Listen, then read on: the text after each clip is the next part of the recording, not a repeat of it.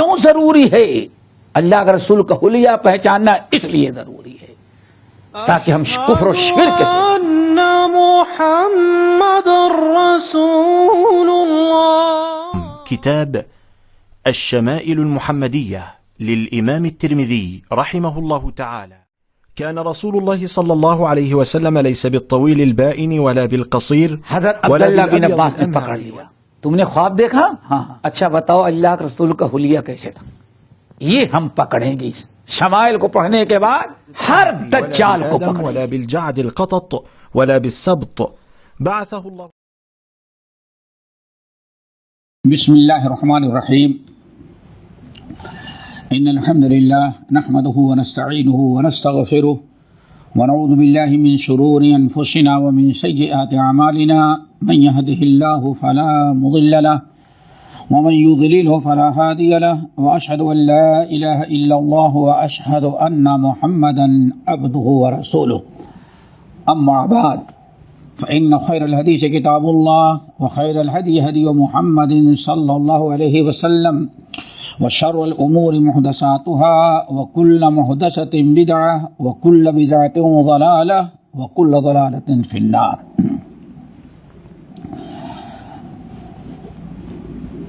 قال حدثنا الفضل بن سهل الأعرج البغدادي قال حدثنا إبراهيم بن عبد الرحمن بن مهدي عن إبراهيم بن عمر بن سفينة عن أبيه عن جده قال أكلت مع رسول الله صلى الله عليه وسلم لحم هبارا. محترم سامعین، دینی بھائی اور بہنوں، شمائل ترمذی میں ہم آپ حضرات کے سامنے نبی علیہ السلام کا سالن کیسے ہوتا تھا اس پر گفتگو ہو رہی تھی، اور کئی حدیثیں اس پر گزر چکی ہیں.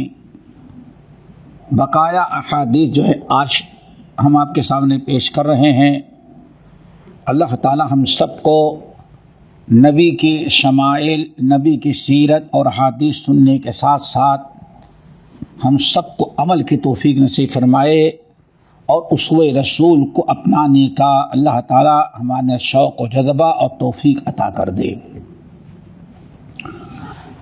امام ترمذی رحمۃ اللہ علیہ حدیث نقل کر رہے ہیں اپنے استاد الفضل بن سہل الأعرج البغدادی رحمہ اللہ سے.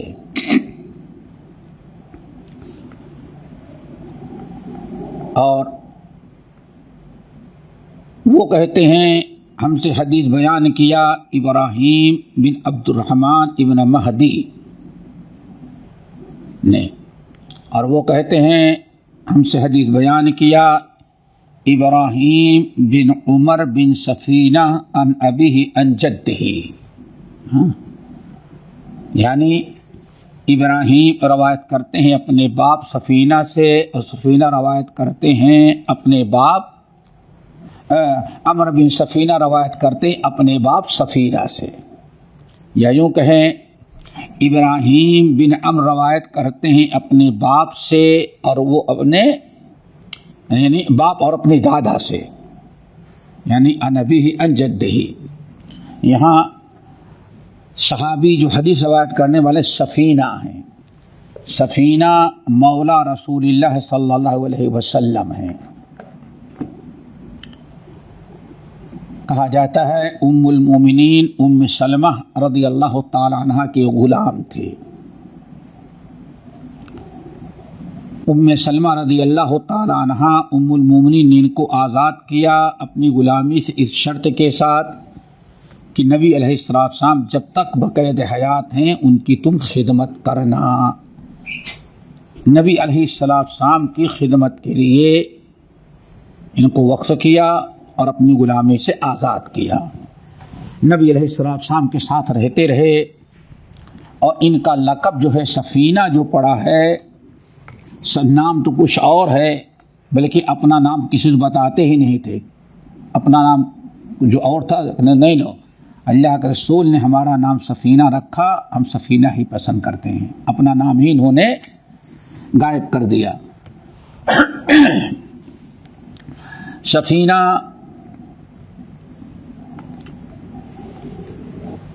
کی حدیث روایت کرتے ہیں، اور سفینہ کہنے کا، سفینہ جو نام ہے اس کا سبب بھی بیان کرتے ہیں کہ ایک مرتبہ سفر میں سب لوگ چل رہے تھے، پیدل کا سفر تھا، ہر آدمی اپنا اپنا سامان سر پر اٹھائے کندھے پر رکھے چلتا تھا، لیکن لوگ اتنے تھک گئے تھے کہ سامان لے کر کے چلنے کی طاقت بہت سارے لوگوں کے اندر نہیں تھی۔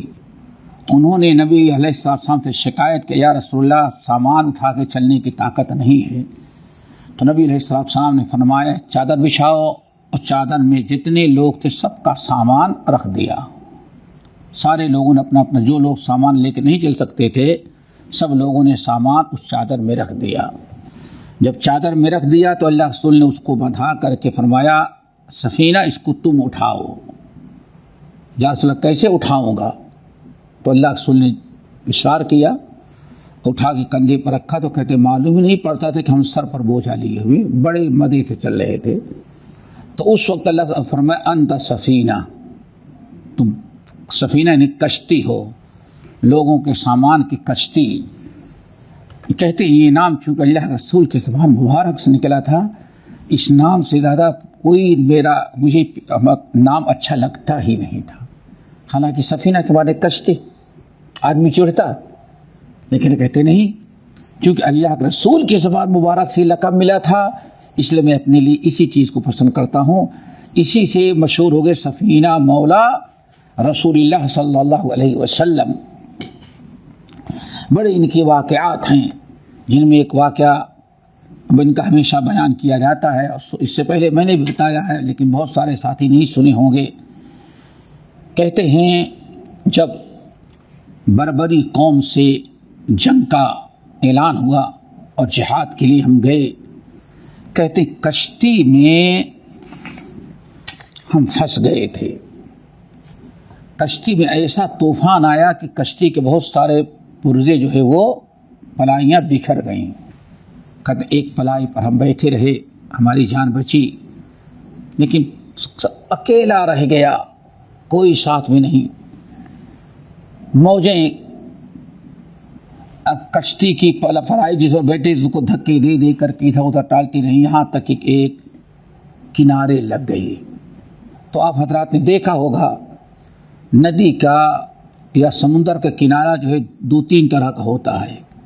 ایک تو ہوتا ہے کہ بالکل پتھر پہاڑ ہوتا ہے، ایک ہوتا ہے ریت کی ہو جاتا ہے، اور ایک ایسا ہوتا ہے کہ صرف جھاڑیاں جھاڑیاں ہوتی ہیں۔ تجربہ کریں، بہت خطرناک ہوتے ہیں، صرف جھاڑیاں جھاڑیاں۔ کہتے ہیں دریا نے، سمندر نے ہمیں ایسی جگہ کنارے ڈالا جہاں جھاڑیاں ہی جھاڑیاں تھیں، جنگل ہی جنگل۔ کہتے ہیں جیسے میں اتر کر کے چلنا چاہا، کم سے کم چلو پانی سے نجات تو ملی، لیکن اتنا گھنا جنگل تھا کہ اب ہمارے لیے بہت ہی دشوار تھا کہ ہم راستہ پائیں، لیکن چلے جا رہے۔ کہا ابھی کچھ ہی دور گئے تھے، اتنے میں بڑی تیزی سے ایک شیر ہماری طرف دوڑا۔ میں اکیلا تھا، بڑی تیزی کے ساتھ شیر دوڑا۔ جب شیر میری طرف دوڑا تو لازمی چیز ہے، ہم نے یہی سوچا کہ یہ شیر جو ہے بھوکا پیاسا ہے اور جنگل میں پا گیا، ہمیں کیا چھوڑے گا، بھاگنے کا کوئی چانس نہیں۔ کہتے کچھ نہیں، ہمیں یاد آیا، بس میں نے اتنے کہا کہ یا اسد انا سفینۃ مولا رسول اللہ، میں اللہ کے رسول کا غلام اور خادم ہوں۔ انا سفینۃ مولا رسول اللہ، اے جنگل کے شیر، میں اللہ کے رسول کا خادم اور غلام ہوں۔ کہتے ہیں اللہ تعالیٰ کو حکم تھا، میں نے جب اس طرح سے کہا تو وہ شیر جس طرح سے پالتو جانور اپنے آقا کے پاس آتا ہے تو سر جھکاتا ہے اور دیکھیں دم ہلاتا رہتا ہے، وہ ان کے اطاعت و فرمانبرداری کا انداز ہوتا ہے. جیسے میرے قریب آتا گیا اپنا سر جھکاتا گیا اور دم ہلا رہا تھا. کہتے آ کر کے میرے پیر کو چاٹنے لگا. میں سمجھ گیا کہ شاید اللہ تعالیٰ ہمارے اوپر کرم کیا، کیوں اس نے ہم پر حملہ کیا ہی نہیں.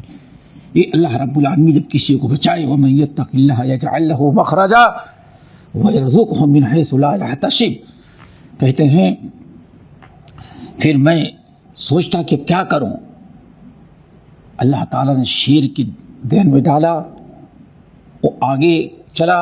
میں سمجھا کہ ہماری جان چھوڑ کے جا رہا ہے. میں خوش ہوا، لیکن کچھ دور جانے کے بعد وہ کھڑا ہو جاتا ہے. کہتے ہیں کہ میں بہت پریشان، کھڑا رہتا ہے. آخر کار میرے ذہن میں آیا شاید اللہ نے کرم کیا، میں اس کے ساتھ چلنے لگا.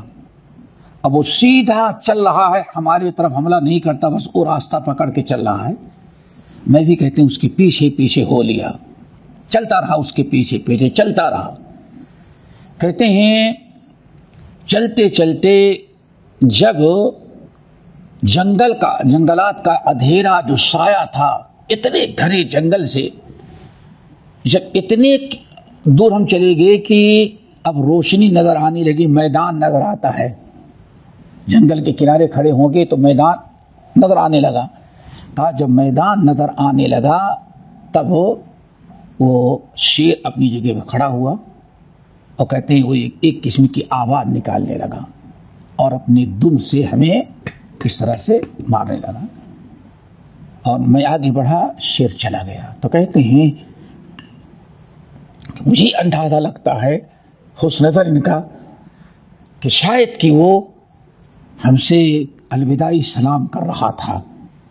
یعنی اس طرح سے جیسے پہچان کا آدمی کو جدا ہو، ایسے آواز لگا کر کے ہمارے بدن پر اپنی دم رگڑ کر کے پھر ہم چلے گئے اور نہایت آسانی کے ساتھ جان بچا کر کے ہم چلے گئے. یہ سفینہ ہے اور صحابی رسول ہیں، لیکن اللہ تعالیٰ نے نبی علیہ السلام کی صحبت یا ان کے ایمان اور تقوی، پرہیزگاری، عمل، ان الذین آمنوا وعملوا الصالحات سیجعل لهم الرحمن ودا.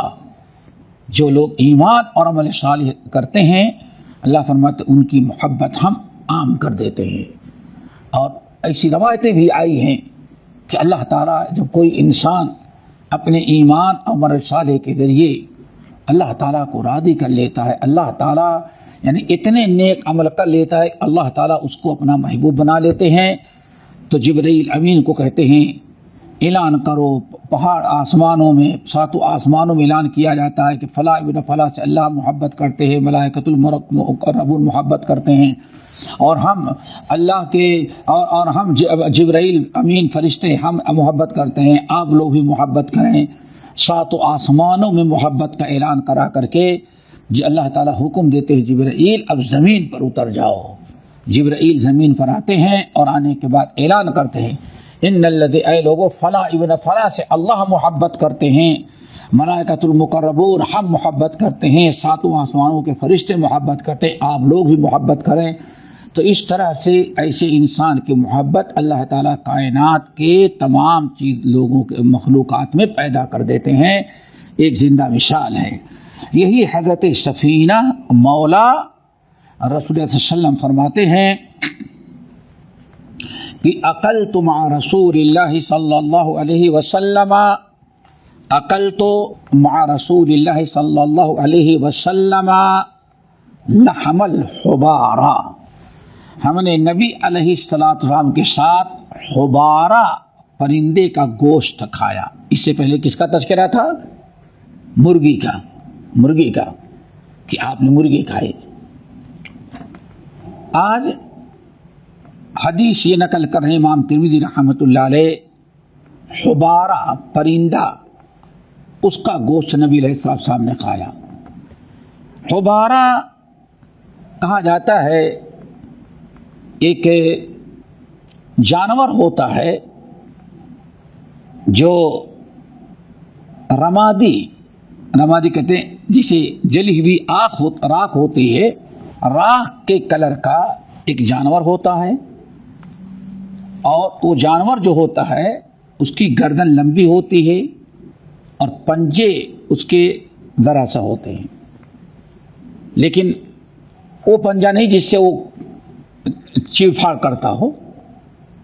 وہ پرندہ ہمارے ہاں عام طور سرخ آب کہتے ہیں، سرخ آب، وہ یہ نہیں سمجھے جیسے بگولا وغیرہ ہوتا ہے نا، اور شاید کہ دیکھیں اپنے یہاں ایک تو بگولا ہوتا ہے سفید بڑا، اور ایک اس سے چھوٹا بالکل راکھ کلر کا ہوتا ہے، وہ بھی تقریباً پانی اور خشکی دونوں میں رہتا ہے، تو ہو سکتا ہے وہی ہو۔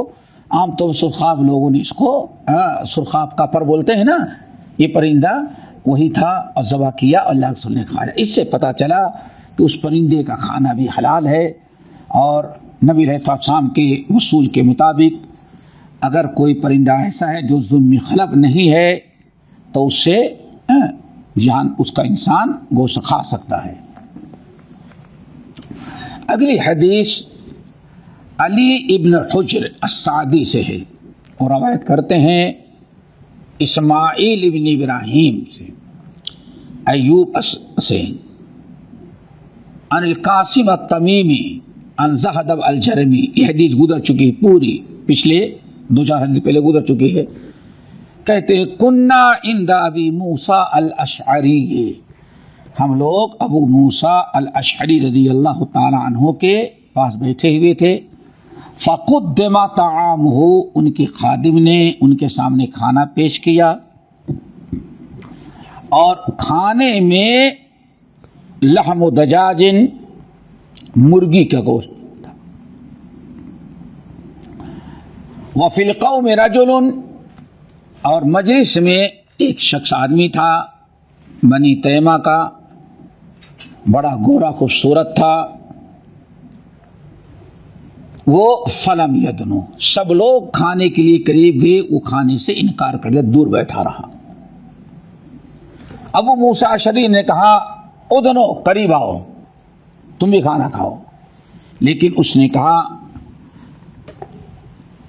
اگر پچھلے حدیث میں گزر چکا ہے، میں اس کو نہیں کھاتا، کہا کھاؤ، فإنی قد رأیت رسول اللہ صلی اللہ علیہ وسلم اکل منہ، چونکہ میں نے خود اپنی آنکھوں سے نبی علیہ السلام کو مرغی کا گوشت کھاتے ہوئے دیکھا ہے۔ لیکن اس نے کیا جواب دیا؟ انی رأیتہ یأکل شیئا، میرا دل تو نہیں چاہتا کھانے کا، میں نے اپنی آنکھوں سے اس کو گندگی کھاتے ہوئے دیکھا ہے، تو فحلفت، میں نے حلف اٹھا لیا، قسم کھا لیا کہ کبھی مرغی نہیں کھاؤں گا۔ یہاں سے 2 چیزیں سامنے ہیں، اس سے پہلے بھی گزر چکی ہے۔ ایک تو یہ کہ مرغی کا گوشت، مرغی حلال ہے، اس کو حرام ہم نہیں کہہ سکتے، حرام حلال ہے۔ اور دوسری چیز ہے کہ نبی علیہ السلام نے کھایا ہے۔ انس بن مالک کہتے ہیں، حضرت ابو موسیٰ اشعری کہتے ہیں اللہ کے رسول کو میں نے کھاتے ہوئے دیکھا ہے۔ تو جس چیز کو نبی علیہ السلام نے کھایا، صحابہ نے کھایا، وہ چیز حلال ہے، اس کو حرام اور مکروہ کوئی نہیں کہہ سکتا۔ رہی بات اس شخص کی، تو گندگی کھاتے ہوئے اس نے دیکھ لیا، اس کے دل میں کسی کی نفرت آ گئی۔ اگر انسان کسی چیز کو حرام نہ کہے، اس کو نقصان پہنچاتا ہے، کوئی حلال چیز کھانے سے اس کو نقصان ہوتا ہے، تکلیف بڑھ جاتی ہے، بہت ساری چیزیں ایسی ہیں، ہو سکتا ہے جسم کے اندر کوئی ایسی چیزوں کو فلاتی ہو، کوئی دوسری چیزوں کو برداشت نہ کر رہی ہو، بہت ساری چیزیں ایسی ہوتی ہیں، تو تب اگر اس کو نہیں کھاتا تو کوئی حرج نہیں، گنہگار نہیں ہے۔ لیکن جرم کیا ہے؟ اس کو حرام قرار دینا اور غلط کہنا۔ اگر انسان بغیر حرام قرار دیے ہوئے کسی حلال چیز کو چھوڑ دیتا ہے، اچھی نہیں لگتی یا اس کو جسمانی طور پر نقصان پہنچاتی ہے، تو شرعاً کوئی مذاکرہ، کوئی حرج نہیں ہے۔ باقی اس حدیث کی تفصیل گزر چکی ہے۔ اگلی حدیث، حدیث نمبر 157،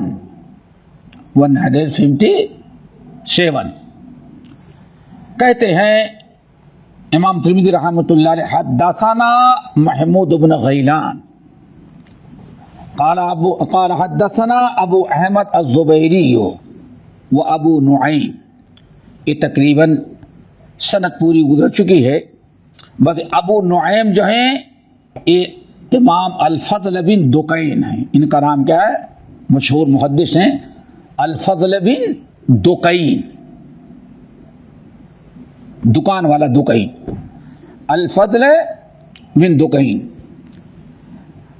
تو یہ دونوں احمد بن زبیری اور ابو نعیم یہ کہتے ہیں حدثنا سفیان ہو، ہم سے حدیث بیان کیا سفیان ثوری نے. عن عبداللہ بن عیسیٰ الرجل من اہل الشام یقال له عطاء عن ابی اسید، عن ابی اسید. ابی اسید بھی گزر چکے ہیں، مشہور صحابی ہیں. اور یہ کہتے ہیں کہ رسول اللہ صلی اللہ علیہ وسلم نے فرمایا کلوا الزیت وادہنوا بہ فإنہ من شجرۃ مبارکۃ، فإنہ من شجرۃ مبارکۃ. ابو اسید رضی اللہ تعالیٰ عنہ کہتے ہیں کہ رسول اللہ صلی اللہ علیہ وسلم نے فرمایا کلوا الزیت وادہنوا بہ، تم زیت کھاؤ اور اس کو لگاؤ بھی، اپنے سر میں اپنے بدن پر اس کو استعمال بھی کرو. اللہ اکبر. زیت سے مراد زیت زیتون، زیتون کا تیل کھاؤ بھی، یعنی کس کا بیان چل رہا ہے؟ سالن کا. بتاؤ سالن کے اس کو استعمال بھی کرو. کلوا الزیت، زیت زیتون، زیتون کا تیل کھاؤ، اور وادہنوا بہ، اور اس کو اپنے سر میں اور بدن پر مالش بھی کرو. اللہ اکبر. فإنہ من شجرۃ مبارکہ، چونکہ تیل جو ہے بڑی برکت والے درخت سے پیدا ہوا تھا. اللہ اکبر. دیکھا شجرۃ مبارکہ، شجرۃ فإنہ من شجرۃ مبارکۃ، چونکہ برکت والی درخت سے تیل پیدا ہوتا ہے. یہ نبی علیہ الصلوۃ والسلام نے جو اس تیل کی فضیلت بیان کی، قرآن میں بھی سے بھی اس کا تذکرہ ہے. اول لوگ دیکھتے ہیں سورہ 3 کے اندر قسم کھائی ہے والتین والزیتون، قسم ہے تین کی اور زیتون کی، قسم ہے تین اور انجیر اور زیتون کی. اللہ تعالیٰ قسم کھاتے ہیں کسی چیز کا مقام و مرتبہ بڑھانے کے لیے، کسی کی عزت افزائی کے لیے، تو اس کی بڑی فضیلت ثابت ہوئی کہ اللہ تعالیٰ نے قرآن میں نام کے ساتھ قسم کھائی والتین والزیتون. اور دوسرا مقام بڑی تفصیل کے ساتھ سورۃ نور ہے. یوقد من شجرۃ مبارکۃ زیتونۃ لا شرقیۃ ولا غربیہ. یہ وہاں اللہ نے تعریف کی. تو دو مقام پر اللہ تعالیٰ نے اس کی تعریف کی ہے. اور اطباء اور ڈاکٹروں کے لحاظ سے بھی یہ بہت ہی مفید پھل بھی ہے اور تیل بھی بہت سارے چیزوں کے اندر یہ بہت ہی مفید اور بہتر ہے. امام ابن القیم رحمۃ اللہ علیہ جو ایک بہت بڑے عالم اور فقی اور محدث و مفسر ہونے کے ساتھ ساتھ طبیب ڈاکٹر بھی تھے، بڑی مہارت تھی طب کے اندر ان کو. انہوں نے اپنی مشہور کتاب زاد المعاد فی ہدی خیر العباد ابن القیم رحمۃ اللہ علیہ کی کتاب بڑی بے نظیر ہے، بہت بڑی زبردست کتاب ہے، اس کا ترجمہ بھی اردو میں ہے، اگر آپ لوگ اس کو پڑھیں تو بڑی معلومات والی کتاب ہے۔ ابن القیم رحمۃ اللہ علیہ حج میں تھے، سفر حج میں یہ کتاب پوری زبانی لکھی ہے، کمال ذرا دیکھو، سفر حج میں تھے، بغیر لائبریری کے، بغیر کسی کتاب کے، اللہ نے جو علم یہاں دیا تھا، حافظ اور دیکھیں پوری کتاب سفر حج میں لکھ ڈالے، زاد المعاد۔ ترجمہ زاد المعاد کا کیا ہے؟ آخرت کا توشہ، آخرت کا توشہ۔ جو شخص اس کتاب کو پڑھے گا، عقیدہ، عمل، منہج سب درست رہے گا، اور جس نے اس کتاب پر عمل کیا سمجھو کہ ہاں توشے آخرت اس نے تیار کر لی۔ اس کا نام زاد المعاد فی ہدی خیر العباد۔ اسی لیے مولانا سید عبداللہ غزنوی رحمۃ اللہ علیہ اور ان کے بیٹے امام عبد الجبار غزنوی، جو آج مشہور خاندان ہے یہ علماء کا، اور یہ نسل ابھی بھی پاکستان کے اندر موجود ہے، غزنوی مولانا سید عبداللہ غزنوی، پھر ان کے بیٹے عبد الجبار، عبد الواحد، عبد الوحید، عبد القدیر سب غزنوی، پھر سید داؤد غزنوی عبد الجبار کے بیٹے، اور ابو بکر غزنوی، بہت سارے نسل ابھی تک ان کی پاکستان میں موجود ہے۔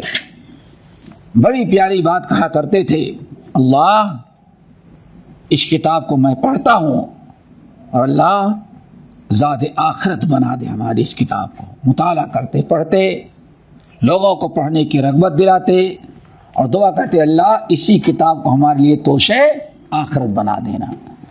تو امام ابن القیم رحمۃ اللہ علیہ زاد المعاد کے اندر نقل کرتے ہیں کہ گرمی کی شدت اور گرمی کی ضرر کو ختم کرنے کے لیے سب سے بہترین علاج زیتون کا تیل ہے۔ زیتون کا تیل یعنی بدن میں گرمی یا انسان کو گرم موسم ہے اس کے شدت سے بچنا ہے۔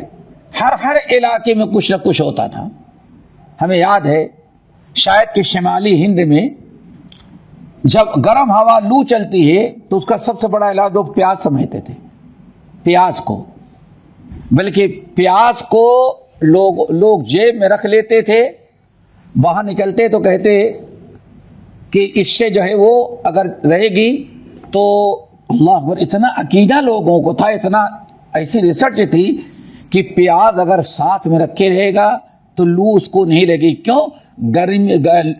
گرمی کی شدت اور نقصان جو ہے یہ پیاز رہے گی تو اس کے مہک یا اس کے اثر سے وہ دور ہوتی رہے گی۔ اور آج بھی پیاز اس سلسلے میں بڑی مشہور چیز ہے۔ اور آم، کچے آم کا شربت، وہ بھی آم جو ہے تھوڑا سا اس کو تھوڑا سا بھون لیتے اور اس کو پانی میں ملا کر کے پیتے تھے، شربت بنا کر کے۔ تو اس طرح سے بہت ہی زیادہ جو ہوتا ہے گرمی، ہر علاقے میں کچھ نہ کچھ علاج ہوتا ہے۔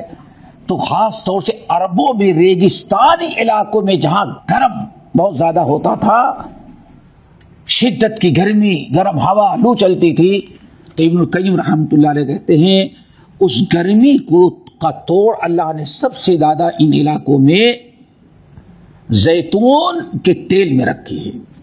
کہتے ہیں اسی لیے حجاز وغیرہ میں یا یہ علاقے جو ہیں کہتے ہیں ان علاقوں میں اسی لیے جو گرم علاقے ہیں عرب کے، یہاں زیتون کا استعمال کثرت سے ہوتا رہا۔ پھل بھی ہوتا ہے اور پھل کے ساتھ ساتھ تیل کا بھی استعمال بہت زیادہ ہوتا ہے، لیکن آج کل میرے خیال سے لوگوں نے زیتون کا تیل ویسے تو کھاتے ہیں لیکن پکانا وغیرہ اس میں بہت ہی کم کر دیا گیا ہے۔ بہرحال زیتون کا تیل بدن کے لیے دو چیز، ایک تو کھانا اور دہنو، اس کا استعمال کرنا، دہن یعنی سر میں لگانا، بدن میں مالش کرنا. اب الحمدللہ دھیرے دھیرے بڑا رواج ہوتا جا رہا ہے. کہا جاتا ہے پیدائشی بچے جو ہوتے ہیں ولادت کے بعد جو بچوں کی تیل وغیرہ کی مالش کی جاتی ہے، اب لوگ کہتے ہیں کہ ہاں زیتون کا تیل بچوں کی مالش کے لیے بھی بہت ہی زیادہ مفید ہوتا ہے. تو اللہ رسول فرماتے وَدَّهِنُوا، دونوں دو چیزیں کرو، اس کو کھاؤ بھی، کولو کھاؤ، وَدَّهِنُوا اور اس کو استعمال کرو، مالش سر میں لگاؤ، بدن میں مالش کرو، یہ استعمال کرنا چاہیے. دیکھو نبی علیہ السلام نے حکم دیا ہے، اس پر غور کریں. کولو الزیت وَدَّهِنُوا بِهِ، اس کو کھاؤ، کھانے کو حکم دیا ہے. ضروری تو نہیں ہے لیکن اس کی اہمیت دیکھیں. اللہ کے رسول نے فرمایا کھاؤ. اور ابن القیم رحمۃ اللہ علیہ کی شرح ملا لی جائے تو یعنی سمجھو کہ بطور علاج کے لیے کولو کھاؤ، صرف کھانا، وَدَّهِنُوا اور اس کی مالش بھی کرو، استعمال بھی کرو. اسی لیے کہا جاتا ہے بعض صحابہ کرام تھے، وہ اپنے تمام بچوں کو کہتے ہیں اس کو استعمال کرو، سر میں لگاؤ، بدن میں مالش کرو. بلکہ اتنے سخت تھے وہ کہ اللہ کے رسول مالش کرو، وَدَّهِنُوا، اتنے سخت تھے. ایک مرتبہ کہا اور بچے ادھر گئے، پکڑ کے سب بچوں کو مارا اور کہا تیل لگاؤ اس کو. اللہ کے رسول نے حکم دیا ہے، برکت والا یہ تیل ہے. تو دوستو زیتون کے تیل کا استعمال کرنے کی کوشش کرو. نبی علیہ السلام نے اس کی بڑی فضیلت بیان کی، کھانے کا بھی حکم دیا، کھانے کے ساتھ ساتھ مالش کرنے کا، استعمال کرنے کا بھی حکم دیا. خالص تیل مل جائے تو اس کو ضرور. اور قرآن نے بھی اس کی تعریف کی، اس کی یعنی فضیلت ہی سمجھے بیان کیا کہ من شجرۃ مبارکۃ زیتونۃ لا شرقیۃ ولا غربیہ یکاد زیتها، بہت بڑی فضیلت ہے. چلو اگلی حدیث. قال حدثنا، امام ترمذی رحمۃ اللہ علیہ کہتے ہیں حدثنا یحییٰ ابن موسیٰ قال حدثنا عبد الرزاق صنعانی قال حدثنا معمر عن زید بن اسلم عن ابیہ، زید بن اسلم عن ابیہ عن عمر بن الخطاب قال رسول اللہ صلی اللہ علیہ وسلم کلوا الزیت وَدَّهِنُوا بِهِ فَإِنَّهُ مِنْ شَجَرَةٍ مُبَارَكَةٍ. بالکل وہی معنی ہے جس کا، لیکن امام ترمذی رحمۃ اللہ علیہ ثابت کرنا چاہتے کہ ایک حدیث ایک ہی صحابی سے نہیں بلکہ دوسروں سے بھی ثابت ہے. یہ حدیث جو ہے زید بن اسلم اپنے باپ سے روایت کر رہے ہیں، یعنی ان کے والد کون ہیں؟ اسلم مولا عمر ابن الخطاب ہیں. اسلم یہ عمر ابن الخطاب رضی اللہ تعالیٰ عنہ کے بڑے اہم غلام تھے، سفر حضر میں ان کے ساتھ رہتے تھے.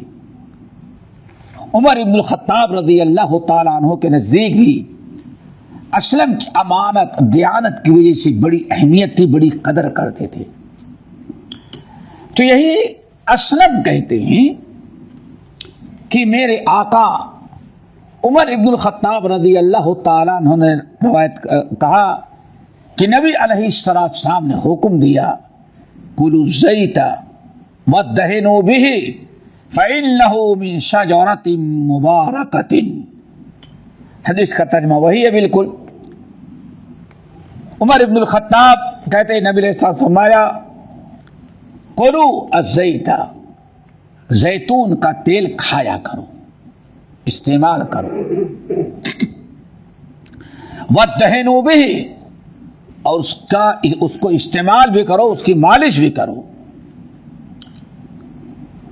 اور آج کل بہت سارے علاقے میں نے دیکھا بچوں کی مالش، جسے پہلے کڑوا تیل، رائی کے تیل سے کہتے تھے جوڑوں وغیرہ کو سب سے میرا خیال ہے زیتون کا تیل نہیں ملتا تھا، اس لیے بچوں کی مالش، یا جو پہلوان ہوتا تھا ورزش کرنے والا تو بھی کڑوا ہی تیل، رائی کا تیل ہی استعمال مالش کرتا تھا.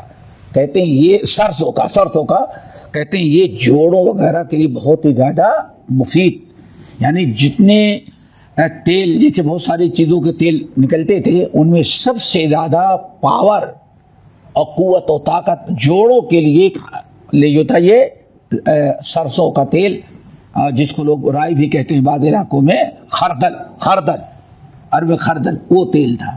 لیکن جب زیتون کا تیل پہنچنے لگا ان علاقوں میں تو اب بچوں کی مالش کڑوے تیل کی بجائے، سرسوں کے تیل کے بجائے اب لوگوں نے اس سے کرنا ہے. اب ہو سکتا ہے کہ ہاں حکیموں نے بتایا ہو، ڈاکٹروں نے، یا ہاسپٹل وغیرہ سے جو ہدایات ملتی ہیں بر صغیر کے اندر کہ یہ زیتون کے تیل کی مالش کرو، یہ زیادہ جوڑوں کا مفید ہے. تو اب پتہ چلتا ہے کہ یہی وجہ ہے کہ کلو کھاؤ ودہنو بھی، اور اس کو استعمال کرو، مالش کرو. فإنه من شجرۃ مبارکہ، یہ حدیث تو ہو گئی. امام ترمذی رحمۃ اللہ علیہ یہاں کہتے ہیں وعبد الرزاق کان یضطرب فی ھذا الحدیث، عبد الرزاق اس حدیث کے روایت کرنے میں اضطراب کے شکار تھے. اضطراب، شک شبہے کے. یہ کبھی اس کو روایت کرتے اللہ کے رسول کا پورا حوالہ دے کر کے، اور کبھی یہ اس کو مرسل روایت کر دیتے تھے. کبھی اس کو مرسل، کبھی اس کو پوری سند کے ساتھ، یعنی اس طرح سے بیان کر دے، متن دیکھے تو پتہ چلے گا. عن زید بن اسلم عن ابیہ عن عمر ابن الخطاب قال قال رسول صلی اللہ علیہ وسلم. یہاں دیکھیں اس سند میں نبی علیہ السلام سے روایت کرنے والے عمر ابن الخطاب رضی اللہ تعالی عنہ، اس کو کہیں گے مسند، موصول. لیکن دوسری روایت دیکھیں، حدیث نمبر 159 حدثنا السنجی وهو ابو داؤد سلیمان بن معبد السنجی قال حدثنا عبد الرزاق عن معمر عن زید بن اسلم عن ابی عن النبی صلی اللہ علیہ وسلم نحو. یہ جو سند نقل کی 159 امام ترمذی رحمۃ اللہ علیہ نے، اس میں عبد الرزاق نے عمر ابن الخطاب کا نام نہیں لیا، بلکہ اپنے شیخ زید بن اسلم عن ابیہ عن عمر ابن الخطاب نہیں کہا، کہ زید بن اسلم عن ابیہ. اب اس میں دیکھیں اس حدیث میں نبی علیہ السلام سے روایت کرنے والے عمر ابن الخطاب نہیں بلکہ کون ہے؟ اسلم تابعی ہیں، اللہ کے رسول سے ان کی ملاقات نہیں ہے. اس کو کہے گا مرسل. ایسی حدیث جس کو تابعی صحابی کا نام لیے بغیر ڈائریکٹ اللہ کے رسول سے روایت کر دی حدیث، اس کو کہا جاتا ہے مرسل حدیث. اور اگر تابعی صحابی سے روایت کرے، جیسے پہلی سند ہے اسلم عن عمر ابن الخطاب عن نبی صلی اللہ علیہ وسلم، تو اس کو کہتے ہیں مسند حدیث. مسند اور مرسل. تو امام عبد الرزاق رحمت اللہ علیہ اس حدیث کو کبھی مرسل روایت کرتے تھے اور کبھی مسند روایت کرتے تھے. بہرحال اگر یہ مرسل بھی ہو تو کوئی بات نہیں، کیونکہ اس سے پہلے ایک حدیث بسند صحیح گزر چکی ہے، متن ایک ہی ہے، سندیں دو ہو گئی. کلو الزیت وادہنوا بہ فإنہ من شجرۃ مبارکۃ. متن بسند صحیح ثابت ہے اور اس میں کسی کا کوئی کلام نہیں ہے. حدیث نمبر 160 امام ترمذی کہتے ہیں حدثنا محمد بن بشار قال حدثنا محمد بن جعفر وعبد الرحمن بن مہدی قال حدثنا شعبۃ عن قتادہ عن انس بن مالک رضی اللہ تعالی عنہ قال كان النبي صلی اللہ علیہ وسلم يعجبه الدباء فأوتي بطعام أو دعي له فجعلت أتتبعه فأضعه بين يديه لما أعلم أنه يحبه. اللہ اکبر. اس حدیث کے راوی انس بن مالک رضی اللہ تعالیٰ عنہ ہیں جو نبی علیہ السلام کے خادم خاص تھے.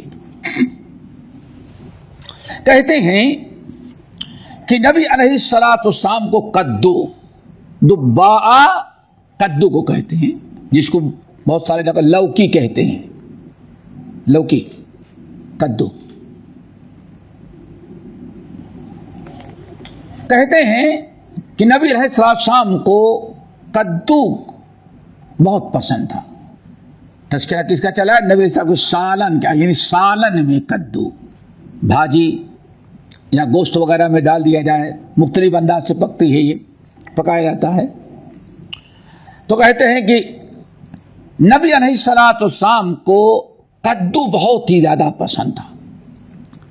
اس لیے ایک مرتبہ نبی علیہ السلام کے سامنے کھانا لایا گیا یا آپ کو کسی نے دعوت دے کے کھانے پر بلایا. نبی علیہ السلام گئے تو مجھ کو بھی ساتھ لے کر کے گئے, میں بھی گیا. کہتے ہیں جب دسترخوان پر کھانا آیا تو فجعلت اتتبعه تو میں کھانے سے کدو ڈھونڈ رہا تھا. کون؟ انس بن مالک. میں ڈھونڈتا اور جب مل جاتی تو اللہ کے رسول کے سامنے کر دیتا. نہیں اللہ رسول نہیں ڈھونڈ رہے تھے, اس حدیث سے سمجھے, اللہ رسول نہیں ڈھونڈ رہے تھے. ڈھونڈ کون رہا تھا؟ حضرت انس بن مالک. کیوں؟ کہتے مجھے معلوم تھا کہ نبی علیہ السلام کو کدو بہت ہی زیادہ پسند ہے اور سالن جو رکھا گیا اس میں کدو تھا. تو کہتے ہیں میں کدو کو ڈھونڈ کر کے برتن سے اللہ رسول کے سامنے رکھ دیتا تھا, صرف اس بنا پر کہ نبی علیہ السلام کو کدو بہت ہی زیادہ پسند تھا. اس لیے میں نے کدو ڈھونڈ کر کے نبی علیہ السلام کے سامنے رکھا اور ہم نے دیکھا کہ آپ بڑے ہی شوق سے کھاتے رہے. یہاں سے پتا چلا کہ نبی علیہ السلام کے سالن جو آپ کے لیے بنتا تھا, جو آپ استعمال کر کھاتے تھے, اس میں کدو کا بھی سالن رہتا تھا. اب کدو کا سالن یہ مختلف طریقے سے ہوتا ہے. کبھی صرف کدو کا سالن ہے, کبھی گوشت کے ساتھ بنا ہوا ہے, اور آج تو ہر علاقے میں کدو کے ساتھ مختلف, کہیں چنے کی دال لوگ ملاتے ہیں, کہیں اور کچھ ڈال دیتے ہیں. تو بہرحال جہاں بھی ہو ایک کدو نبی علیہ السلام کے بہترین محبوب سالنوں میں سے تھا. اس کا استعمال کرنا اور اس کو کھانا یہ بہت ہی بہترین اعمال میں سے ہے. اللہ تعالیٰ سے دعا کرو اللہ تعالیٰ ہم سب کو نبی کی سیرت, آپ کے شمائل کو سننے کے ساتھ عمل کر اپنانے والا بنائے. اللہ تعالیٰ ہم سب کو شوق اور جذبہ پیدا کرے کہ ہم سیکھیں, عمل کریں, اپنے اہل ویال دوست احباب کو بتائیں اور نبی کی سیرت اور سنت کو پہنچا کر کے ثواب حاصل کریں. باقی انشاءاللہ اگلے نشست میں اقول قولی ھذا واستغفر اللہ من کل ذنب واتوب الیہ. ہمارے چینل کو سبسکرائب کیجیے اور بیل آئیکن کو دبانا نہ بھولیں تاکہ آپ کو نئی ویڈیو برابر ملتی رہیں. لائک اور شیئر کرنا نہ بھولیے.